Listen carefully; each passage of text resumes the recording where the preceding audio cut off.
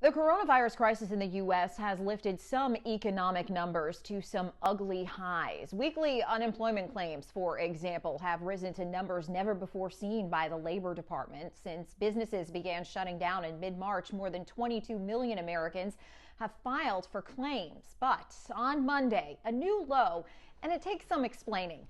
The U.S. price of a barrel of crude oil fell well below zero to negative $37.63. That is the lowest level since the New York Mercantile Exchange opened oil futures trading in 1983.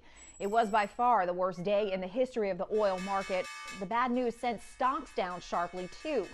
So what does that mean? It means there is just too much oil available right now that it can't be sold. That number means sellers would pay buyers to take it off of their hands, and that is because demand has dried up.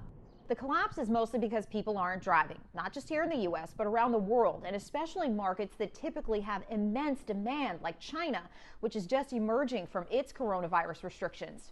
And we're not flying. With air passenger traffic down so sharply, some U.S. airlines cut more than 70% of their capacity, according to an industry group. And it's unclear when the demand to fuel planes will get back up again. The steep drop also presents a concern for U.S. oil companies and their workers because of the uncertainty of the timing of the remainder of the pandemic. In Washington, I'm Karen Kafa.